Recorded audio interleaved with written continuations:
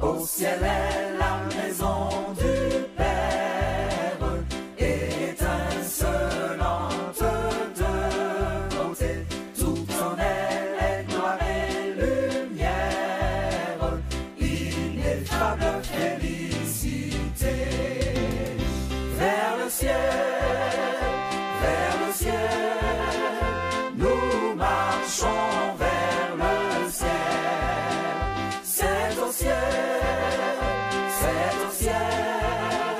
qu'est notre héritage éternel. Là le bonheur est sans mélange, là le péché ne règne plus, c'est l'amour. Priez pour écouter la parole du Seigneur. Recommande ton cœur dans les mains de Dieu. Dis au Seigneur de disposer ton cœur à recevoir de lui ce matin. Que tu ne veux pas retourner chez toi tel que tu es venu, mais que sa parole te pénètre pour opérer en toi une transformation et un rapprochement entre toi et le Seigneur. Prions le Seigneur.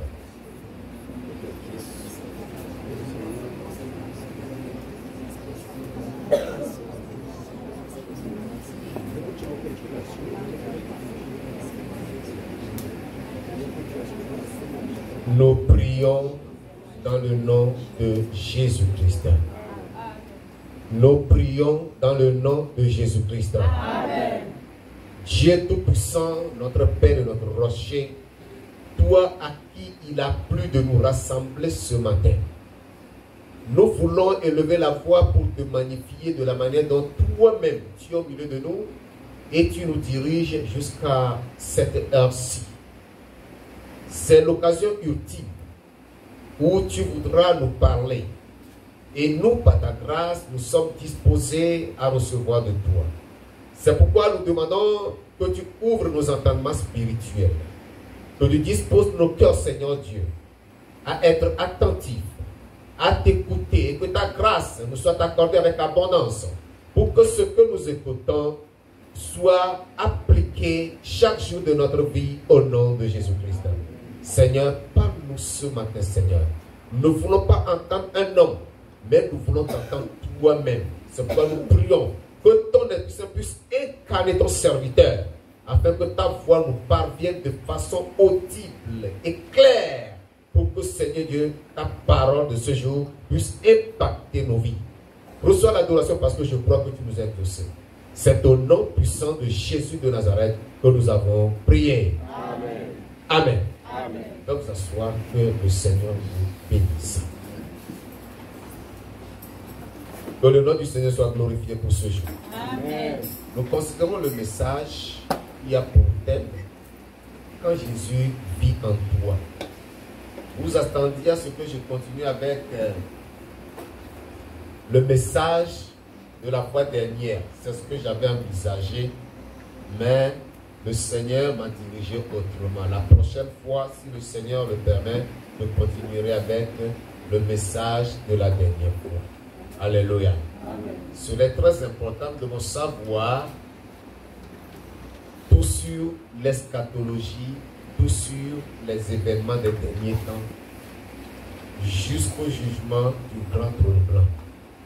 Mais aujourd'hui, nous mettons une pause pour parler de quelque chose qui est très réel, qui est très important, parce que connaître l'eschatologie, c'est bon, mais il est mieux pour nous de participer au premier événement, à l'événement essentiel qui nous concerne, c'est-à-dire l'enlèvement. Et pour participer à l'enlèvement, il nous faut nous préparer. On a besoin du salut, on a besoin que Christ vive en nous. C'est pourquoi ce matin, le message est intitulé « Quand Jésus vit en toi ». Quand Jésus vit en toi. Vous allez voir que c'est une phrase qui n'est pas achevée. C'est un terme qui est une phrase inachevée. Une phrase qui devait être une phrase complexe. C'est-à-dire, il devait avoir la partie principale avec aussi un verbe. Mais nous mettons 3 points de suspension. Quand Jésus vit en toi, qu'est-ce qui va se passer quand Jésus vit en toi? Alléluia. Qu'est-ce qui se passe quand Jésus vit dans une personne, vit dans une femme, vit dans un homme, vit dans un enfant, vit dans une fille, vit dans un garçon? Que se passe-t-il quand Jésus vit en toi? Donc vous comprenez qu'il y a une suite à donner. Avoir Jésus-Christ en toi, avoir Jésus vivant en toi, c'est avoir la vie. Parce que Jésus a affirmé qu'il est le chemin, la vérité et la vie. Alléluia. Le chemin nous conduit vers la vérité. Et la vérité, c'est la vie. Lorsque nous marchons sur ce chemin de Jésus, que nous recevons cette vérité, sa parole, qui est la vérité, en lui-même, il est la parole. Lorsque nous l'acceptons, il est en nous, la vie en nous, Jésus vit en nous, Jésus nous communique sa vie. À partir de ce moment, se produit en nous le changement ou la transformation.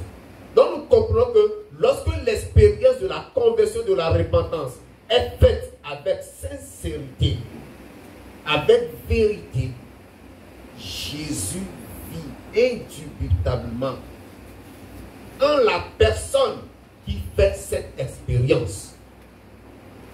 Si tu l'as bien faite, si tu t'es vraiment repenti, si tu as vraiment abandonné le péché, tu as dit non au monde, tu as dit non à l'ennemi de Christ, tu as dit non au plaisir de la chair, tu as dit non à la chair, et tu as accepté Jésus-Christ en l'invitant d'être le Seigneur et le Sauveur de ta vie personnelle, et que tu l'as reçu dans ton cœur, il vit en toi et il opère un changement dans ta vie.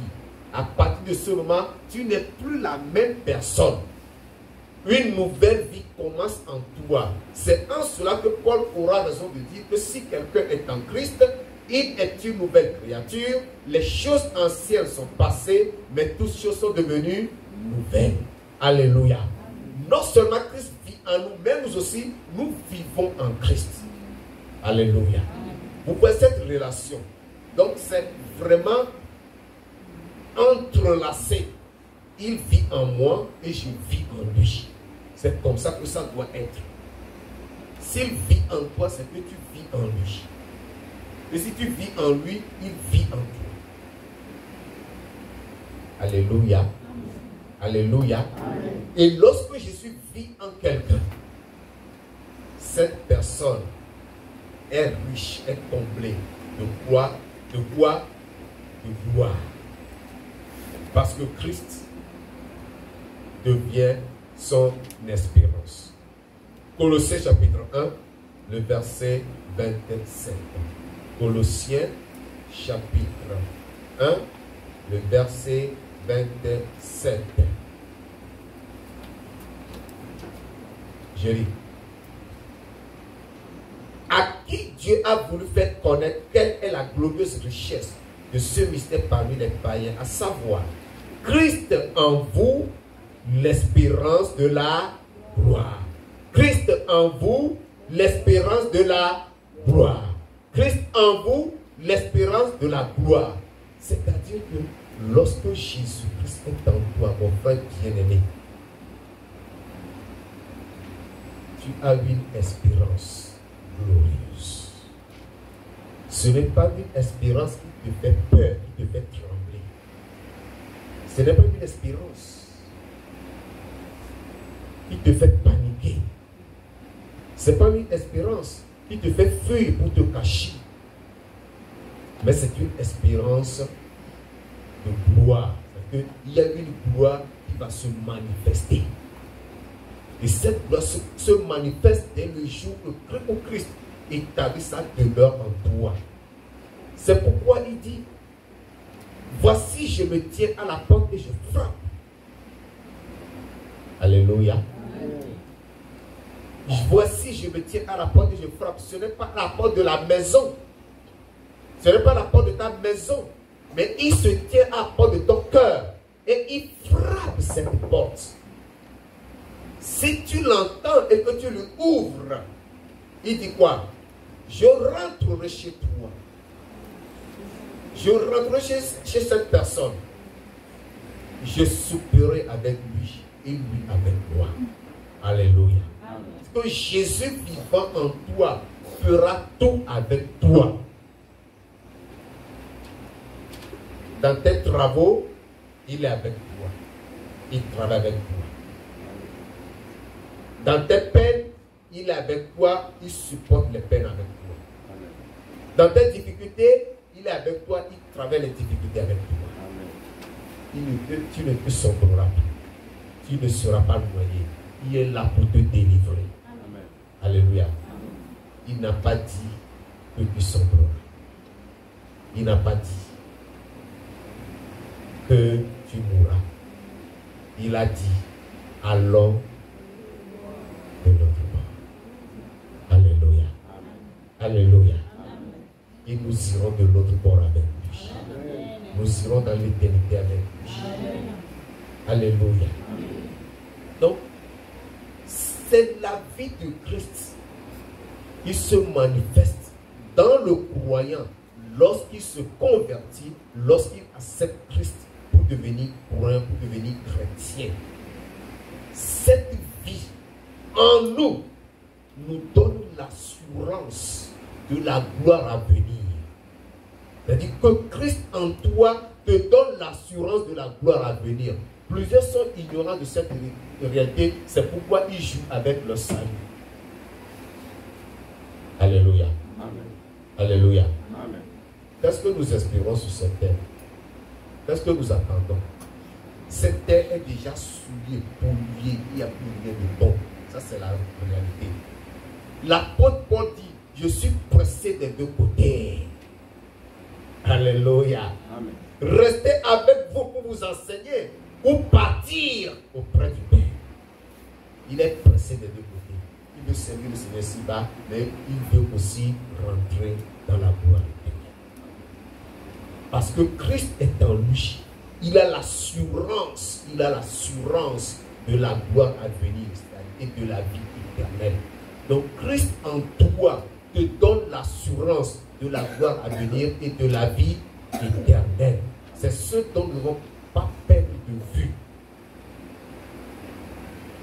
À cause de cela, tu dois savoir te comporter, tu dois avoir une attitude où tu dois faire violence sur la chair pour ne pas permettre à la chair de te contrôler. Parce que quand la chair te contrôle, bien aimé, Jésus va t'abandonner. Il est saint, il ne peut pas demeurer dans les souillures. Il y en a lorsqu'on prêche et qu'on parle de péché, ils ne sont pas d'accord, ils ne sont pas contents, ils n'ont pas la joie. Ils n'aiment pas qu'on parle de péché parce qu'ils sont trop saints. C'est ça? Un prédicateur, si vous avez un prédicateur, il ne vous dit pas la vérité sur le péché, il ne vous aime pas. J'ai dit quoi? Si vous avez un prédicateur qui ne vous dit pas la vérité sur le péché, c'est que ce prédicateur ne vous aime pas. J'ai dit vrai? Hein? On peut vous parler des bénédictions, des miracles, des visions, des révélations, des prophéties. Mais si ce point-là n'est pas touché là, vous êtes sur un mauvais chemin. Vous êtes sur un mauvais chemin. Parce que l'homme a besoin d'être éveillé. Attention, attention, sois vigilant. Il y a le mal, il y a le mal. Christ est en toi. Ne permets pas au péché d'entrer en toi. Parce que là où le péché va rentrer, Christ va sortir. Alléluia. Amen. C'est ça la logique. Quand Christ rentre, le péché fuit. Parce que toi, tu as permis au péché de fuir. Mais quand tu permets au péché de rentrer, il se passe quoi? Christ sort. Christ sort. Je ne sais pas si vous connaissez l'histoire du corbeau. L'histoire du corbeau. Bon, peut-être que ça ne cadre pas réellement, mais je vais tout juste dire ce qui sort lorsqu'un autre élément rentre. Ok? Le corbeau était devant un pot qui avait de l'eau au fond. Le corbeau avait soif. Le corbeau avait envie de boire de l'eau. Mais lorsqu'il essaie de plonger le bec n'atteint pas l'eau. Le corbeau regarde autour de lui, il trouve des cailloux. Qu'est-ce qu'il fait? Il prend un caillou, il met dedans, il voit que l'eau monte un peu, il dit ah, ça va marcher. Il prend le deuxième caillou, il met, l'eau monte un peu. Il plonge le bec, ça n'atteint pas. Il prend le caillou, il met. Et c'est ainsi que le corbeau faisait monter l'eau. En mettant quoi? Les cailloux dans le pot jusqu'à ce que l'eau arrive à son niveau pour qu'il boive. Il a bu. C'est pour vous dire que l'eau et le caillou ne peuvent pas demeurer ensemble dans ce pot-là. Vous comprenez ça? L'eau était là. Quand le caillou rentre là, à force de remplir le pot de cailloux, vous allez voir que l'eau va sortir complètement. Le pot sera vide. C'est la même chose qui se passe sur le plan spirituel. Si tu as Jésus dans ton cœur, tu dois éviter le péché. Alléluia. Un chrétien qui joue avec le péché est un chrétien qui n'a pas Christ dans son cœur. Donc sa chrétienté est une chrétienté nominale. Il est chrétien de nom. Il n'a pas touché Jésus. Il n'a pas fait l'expérience du salut. Il n'a pas fait rentrer Jésus dans son cœur. Si tu as ouvert la porte de ton cœur à Jésus, qu'il est rentré, tu dois être jaloux de lui. Tu voudras le conserver, que rien ne vienne l'enlever. Alléluia. Amen. Alléluia. Amen. Je vous aime. C'est pourquoi je vous dis des vérités crues. Hein? Ça va te faire mal. Tu vas te fâcher 8 minutes. Et tout le reste du temps, tu vas m'aimer. Parce que tu as dit la vérité. Hein? Maintenant, est-ce que tu aimes vraiment Jésus? Est-ce que Jésus est présent dans ton cœur? Quand Jésus vit en toi, est-ce que Jésus est encore vivant en toi? Est-ce que tu sens la présence de Jésus en toi? Il ne va pas te dire que je suis là-haut. Sa présence se manifeste par le fait que tu auras de la haine pour le péché et tu auras hâte de fuir le péché. Mais si toi tu restes là où il y a le péché, c'est que tu as déjà tué Jésus en toi. Il ne vit plus. Tu l'as mis à mort. Tu l'as chassé, tu l'as expulsé. Tu lui as donné le carton rouge. Que tous ceux qui ont le carton rouge dans leur main pour donner à Jésus, là, le rejettent. Jette ce carton rouge. Le carton rouge, c'est le péché. Le carton rouge qu'on donne à Jésus, c'est le péché.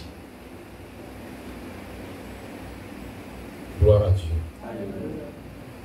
Donc, cette vie de Christ en nous est notre assurance de la gloire à venir et de la vie éternelle. C'est ça l'assurance que nous avons. C'est pourquoi l'apôtre Paul dit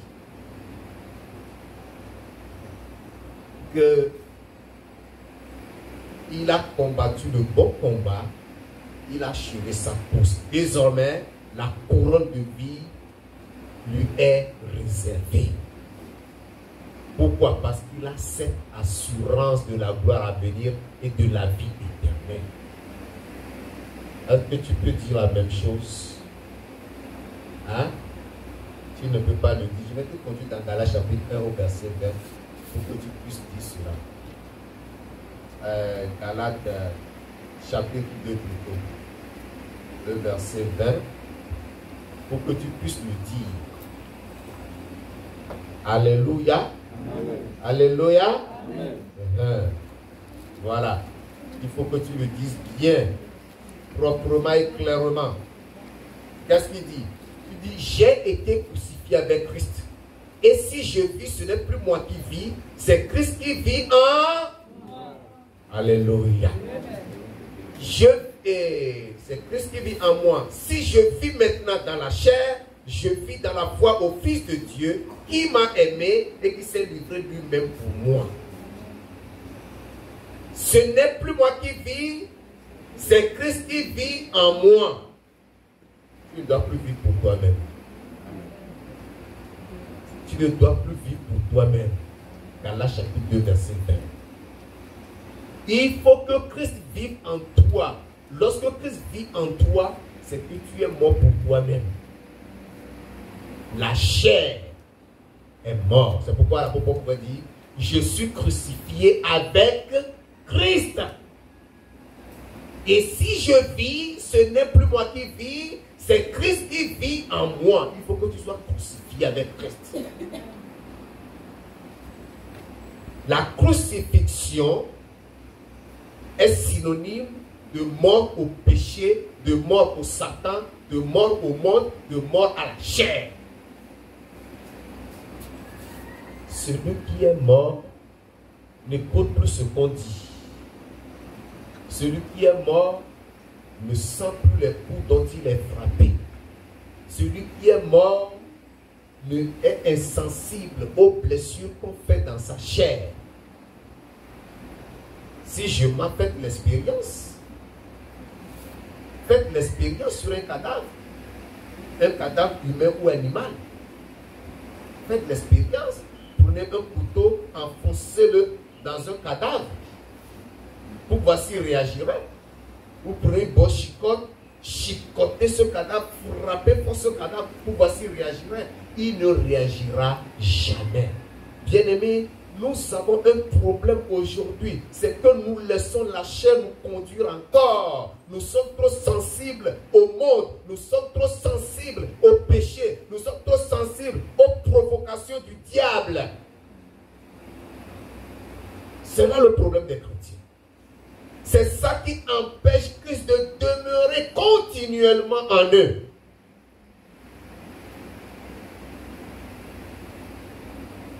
Plusieurs échouent, plusieurs tombent. Pourquoi? Parce qu'ils sont encore sensibles, ils sentent encore les choses. Le Seigneur nous aidera. Amen.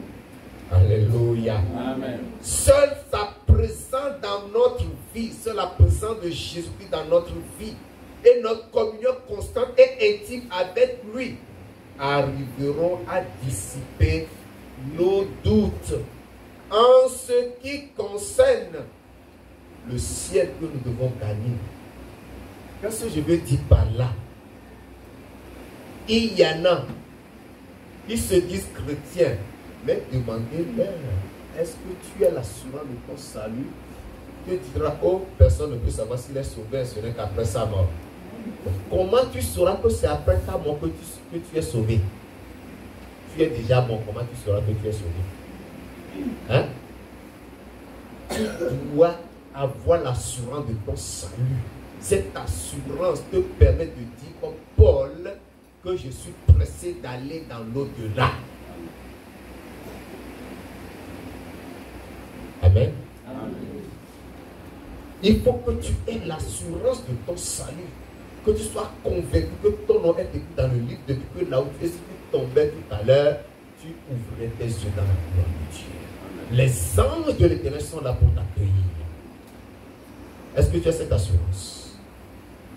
C'est l'assurance qui doit te guider. Si ce n'est pas le cas, tu perds ton temps en faisant tout ce que tu fais pour Dieu et pour les hommes. Tu perds ton temps.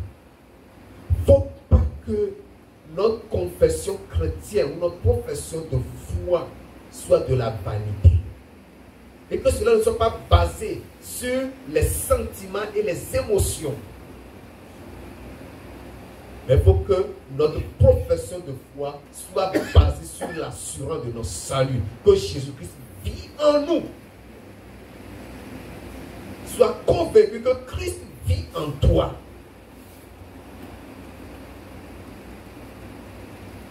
Pourquoi la tristesse remplit ton cœur, même lorsqu'on lit? Ou dès que la loi finit, la tristesse revient. J'ai écouté des gens dire, non, quand tu vas à l'église, vraiment c'est pour te décharger, c'est pour te libérer, surtout à travers les louanges là, tu loues bien, tu oublies tous tes problèmes, tu es libéré. Bon, maintenant, après la louange, ça devient pas. Les problèmes reviennent. Les louanges sont une drogue, ils te font oublier tes soucis. Lorsque la drogue finit ses effets, les soucis reviennent. C'est ça les louanges? Non. Si tu as l'assurance de ton salut, les soucis, les problèmes, les difficultés ne pourront jamais t'emporter. Alléluia. Amen. Alléluia. Amen. Ah. C'est pourquoi, bien-aimé, il faut que tu permettes à Jésus de vivre en toi. Avoir Jésus, c'est avoir la vie. As-tu la vie? As-tu la vie? Si ta réponse est que je ne sais pas, je ne suis pas sûr, je crois que c'est l'opportunité que Dieu te donne ce matin de la voir. C'est pourquoi il est très important que chacun de nous puisse faire une introspection, c'est-à-dire que tu rentres dans de toi, tu te sens, tu te poses des questions. Pose-toi des questions. Si tu es comme un sous-marin, un chrétien, tu es comme un sous-marin. On te voit immergé là et tu émerges à combien de kilomètres après, à combien de nautiques après. C'est-à-dire que on te voit chrétien bien, puis tu disparais du radar de la chrétienté, puis tu réapparais encore à tant d'autres chrétiens là. C'est que tu as problème. Tu as problème. Comme tu sais là où tu disparais, quand tu disparais, tu sais là où tu te trouves. Hein? Ta communion avec le Seigneur n'est pas à sa place. Il y en a, quand ils se lèvent le matin seulement, Seigneur, merci pour ce jour. Hein. Sois avec moi, protège-moi. Au nom de Jésus, amen. Ils ont déjà prié comme ça. Bravo. Si Christ vit en toi, ça ne peut pas être ta prière. Ça, ce n'est pas la prière de celui en qui vit Christ. Ça, c'est la prière des païens.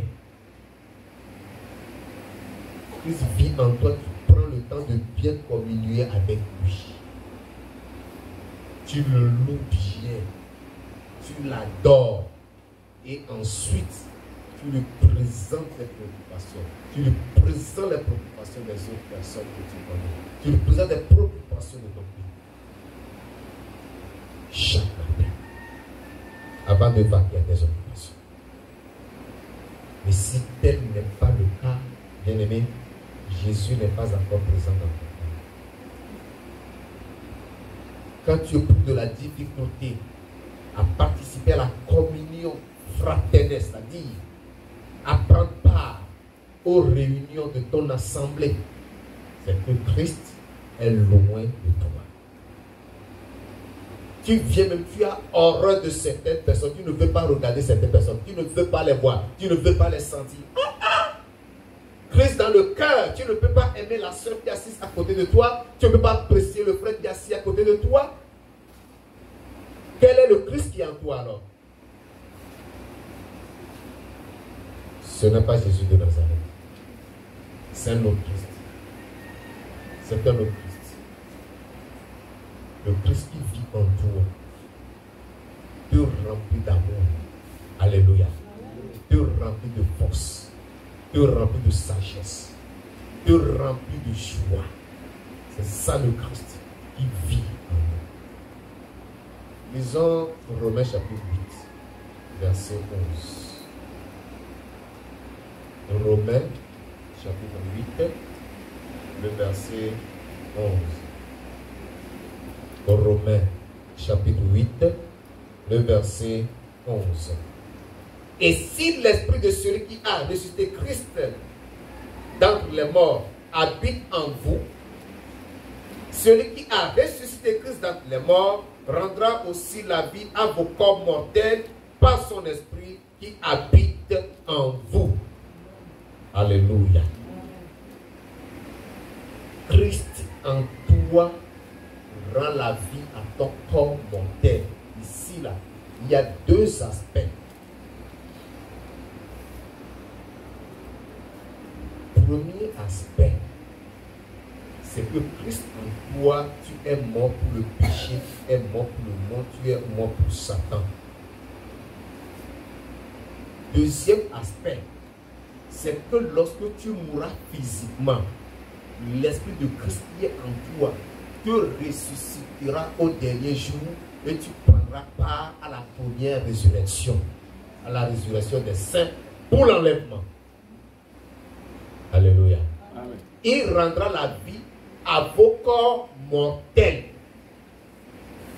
La vie de Christ en toi. Christ vit en toi, son esprit demeure en toi, l'esprit de Christ.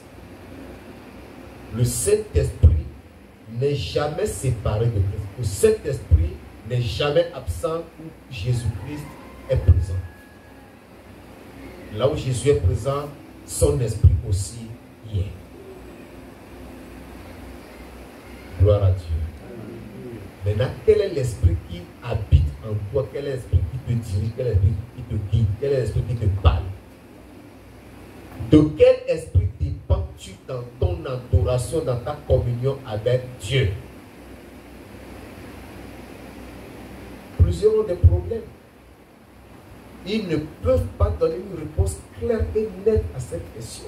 Parce qu'il suffit qu'eux-mêmes prennent du temps pour sonder leur vie. Ils trouveront tout de suite que ce n'est pas l'esprit de Christ qui habite en nous. Tu viens d'insulter quelqu'un avec colère. Comment pourras-tu dire que c'est l'esprit de Christ qui t'a poussé à insulter la personne? Hein? Oh, tu viens de commettre la fornication. Tu dis non, moi je suis chrétien. Hein? L'esprit de Christ habite en moi. L'esprit de Christ t'a poussé à la fornication? Jamais. Jamais. Ce n'est pas l'esprit de Christ. Le Dieu que tu appelles n'a aucun rapport, aucune relation avec l'esprit de Christ. C'est un Dieu étranger.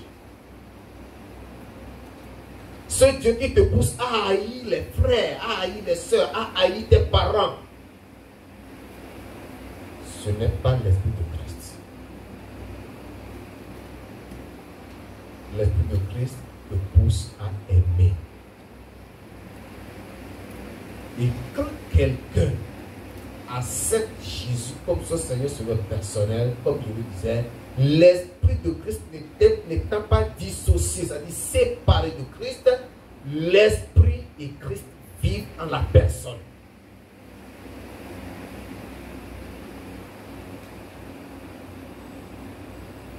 Maintenant, quel esprit vit en toi ou quel esprit demeure en toi? L'esprit du Christ ou l'esprit du diable? Tu ne peux pas dire que tu as accepté Christ, mais c'est l'esprit du diable qui te dit. Autrement dit, c'est l'esprit du diable qui est en toi. Quand le diable est en toi, le diable aussi est là. Tu dois conserver l'esprit de Jésus. Que se passe-t-il alors? L'esprit du Christ en nous rend la vie à nos corps mortels, comme je l'ai dit. C'est-à-dire la vie que nous rend l'esprit de Christ nous fait passer de la mortalité à l'immortalité. C'est-à-dire que nous ne vivons plus pour mourir, mais nous vivons pour mourir et vivre éternellement. Nous passons de la mortalité à l'immortalité. Il y a un changement d'état. Nous devenons alors immortels. C'est-à-dire ton âme ne pourra plus jamais périr. Tu mourras dans la chair, mais tu vivras pour toujours avec Dieu. Alléluia.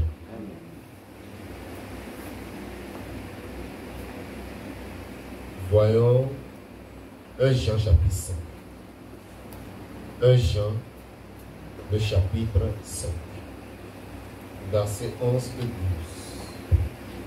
12. 1 Jean chapitre 5, versets 11 et 12. Et voici ce témoignage. C'est que Dieu nous a donné la vie éternelle. Et que cette vie est dans son Fils. Dieu nous a donné quoi? La vie éternelle. Et cette vie est en qui? En son Fils. Son Fils c'est qui? Jésus. Donc si Jésus est en toi, c'est que tu as reçu de Dieu la vie éternelle. Verset 12. Celui qui a le Fils a la vie. Alléluia. Amen. Vous voyez comment la Bible est très logique. Et ce que nous lisons nous conduit dans une logique claire et nette. Dieu nous a donné la vie éternelle et cette vie est dans son Fils. Celui qui a le Fils a la vie. Et celui qui n'a pas le Fils de Dieu n'a pas la vie. C'est clair. As-tu le Fils de Dieu? As-tu le Fils de Dieu? Le Fils de Dieu vit-il en toi? Jésus demeure-t-il en toi? Jésus vit-il en toi? As-tu la vie éternelle? Si tu ne peux pas répondre à cette question, je pense que c'est l'occasion pour toi ce matin de revenir à Dieu pour recevoir la vie. Quand Christ est en toi, tu pourras dire dans ton état de faiblesse que je suis fort. Alléluia. Amen. Joël, chapitre 3, le verset 10. Tu pourras dire que tu es fort, même quand tu es faible. Parce que la Bible nous le promet, la Bible nous le garantit, la Bible nous en donne l'assurance. Joël, chapitre 3, le verset 10.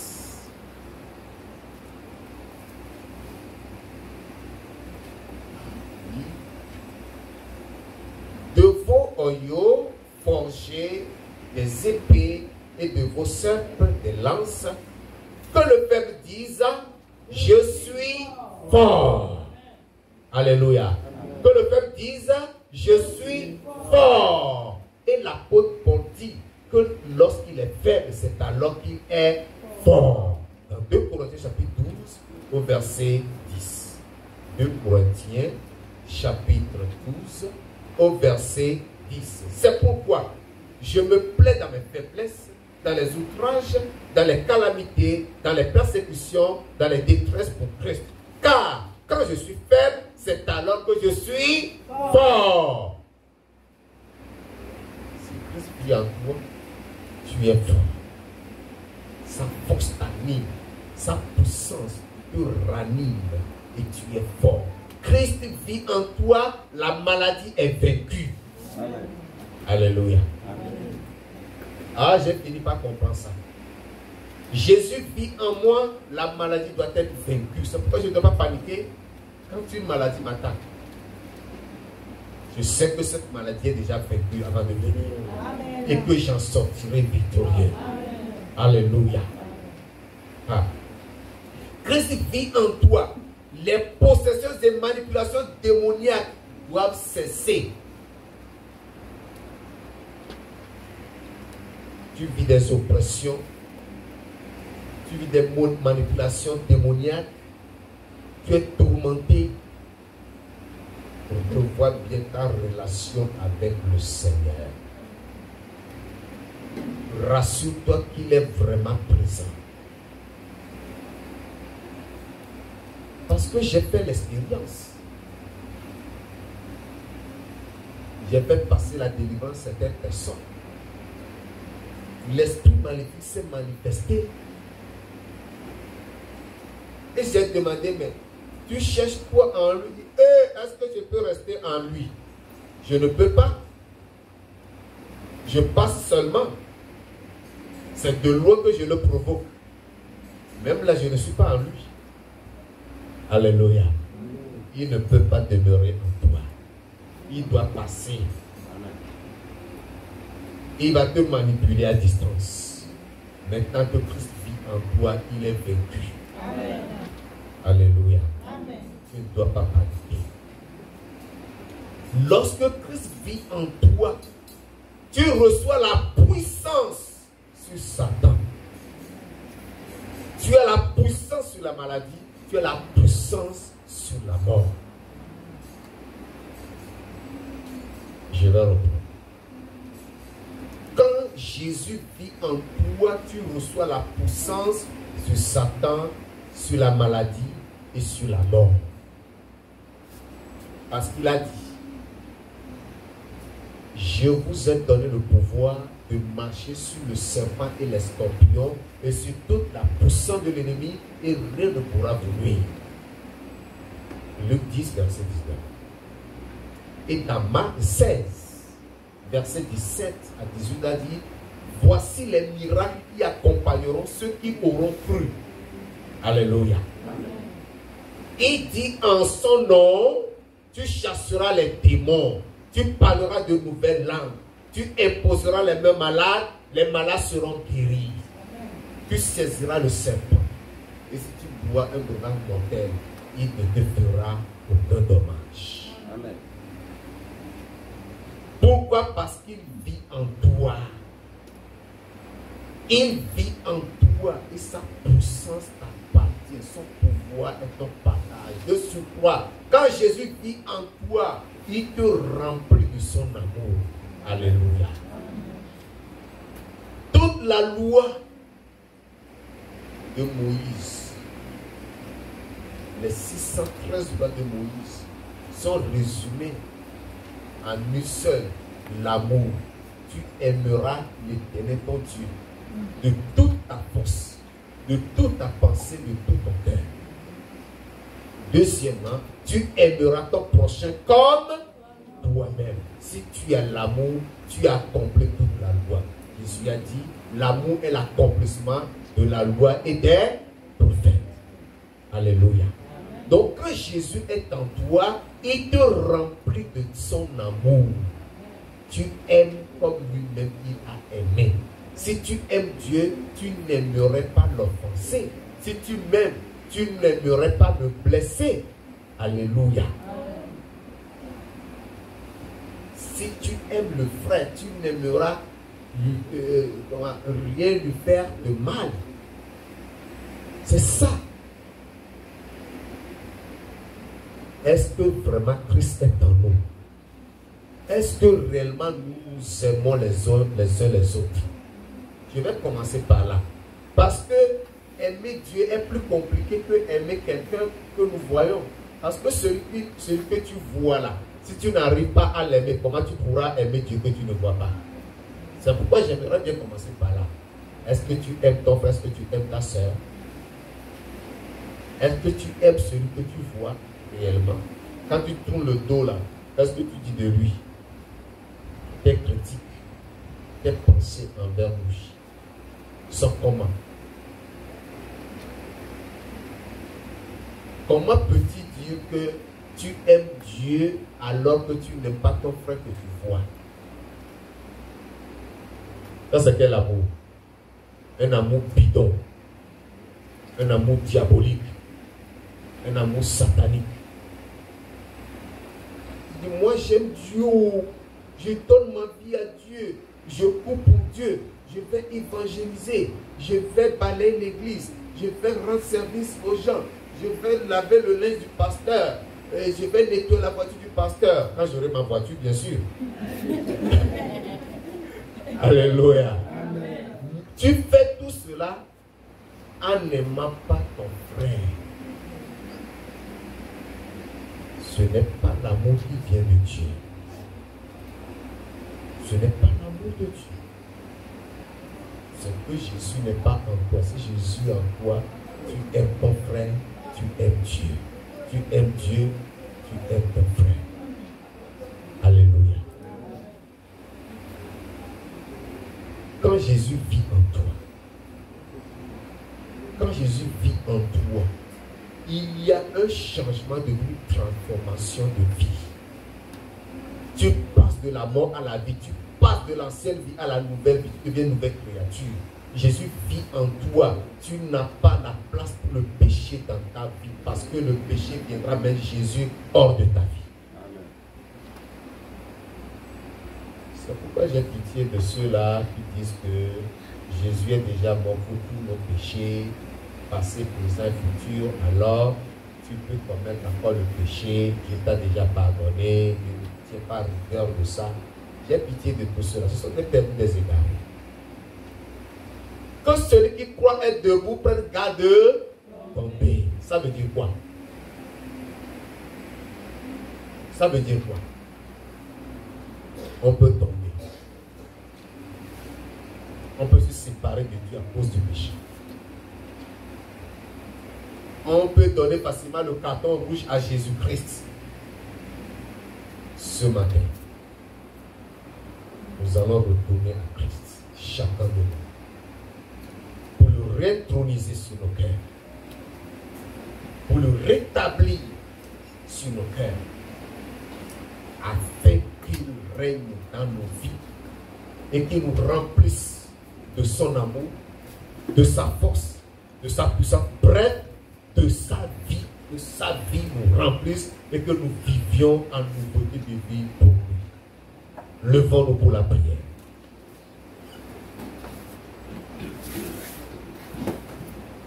Parle au Seigneur ce matin, mon frère, ma soeur bien-aimé. Recommande ta vie dans la main du Seigneur.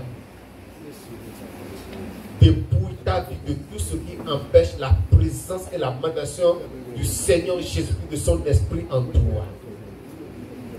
Invoque le sang de Christ pour purifier ton cœur, pour purifier ton cœur. Et fais appel de nouveau à Christ, qu'il revienne. Il vienne prendre la place qui lui est réservée dans ton cœur. Qu'il occupe toute la place de ton cœur. Pas une partie de ton cœur, mais tout ton cœur.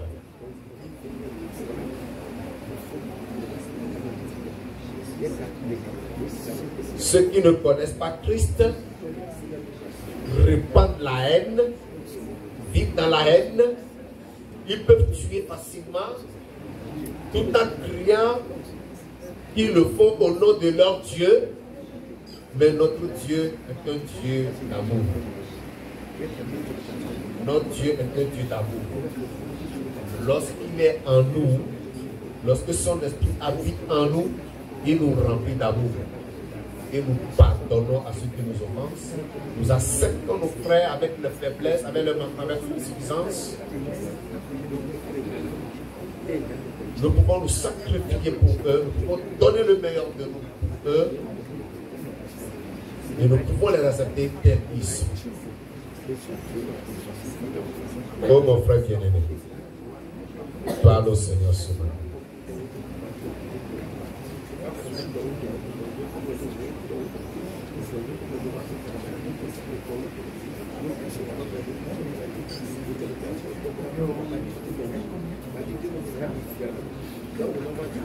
Jésus vit-il en toi? Jésus vit-il en toi? Le Mashiach vit-il en toi? A-t-il réellement sa place en ton cœur? Son esprit demeure-t-il en toi? Quel changement a-t-il opéré en toi? Quelle transformation a-t-il opéré en toi?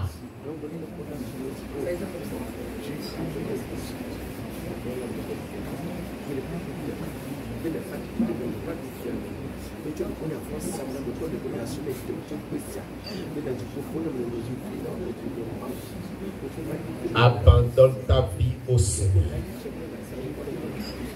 Abandonne ta vie au Seigneur. Et invite-le dans ton cœur. Invite Christ. Il habite réellement en toi. Il demeure véritablement en toi.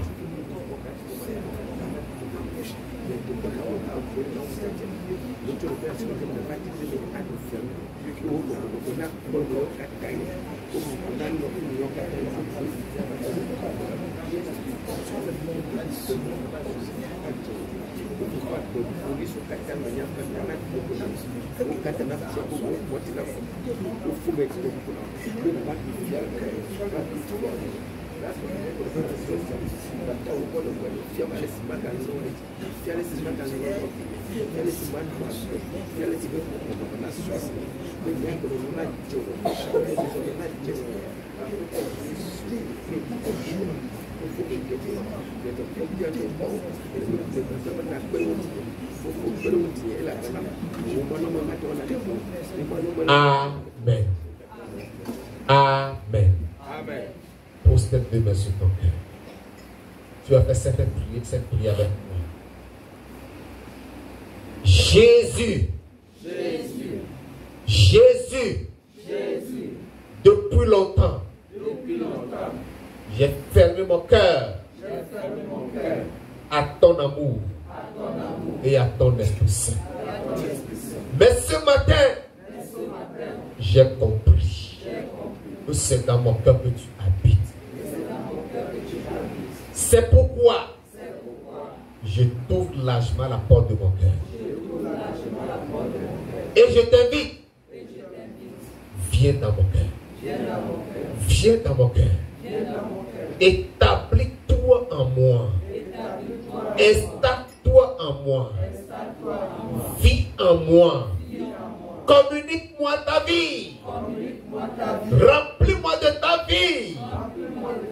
Que ton esprit bouge en moi. Que ton esprit agisse en moi. Et qui déloge tous ces étrangers indésirables.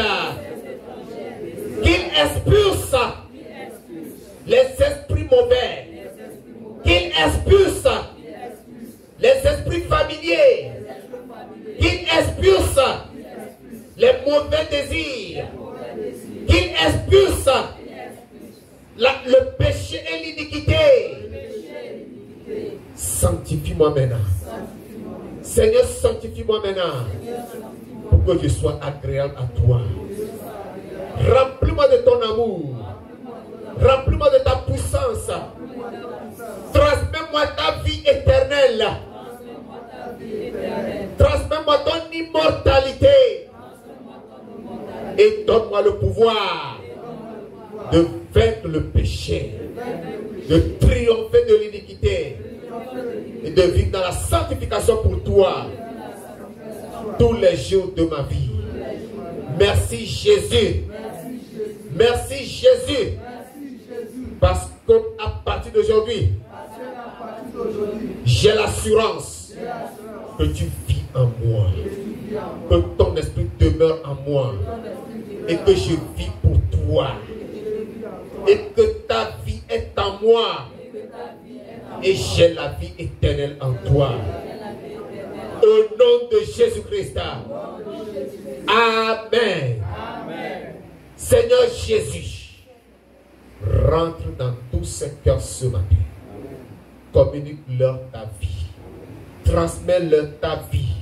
Que ton esprit établisse sa demeure en eux. Et que la vie éternelle leur soit communiquée au nom de Jésus. Seigneur, que plus rien ne vienne te chasser de leur cœur. Mais que par ta présence mette en déroute le péché et le diable au nom de Jésus-Christ. Que ton amour déborde en eux. Qu'ils aiment Dieu et qu'ils aiment les frères. De tout leur cœur. Au nom de Jésus-Christ. Merci Seigneur parce que je crois que tu l'as accompli. Au nom puissant de Jésus de Nazareth, nous avons prié. Amen. Amen. Amen.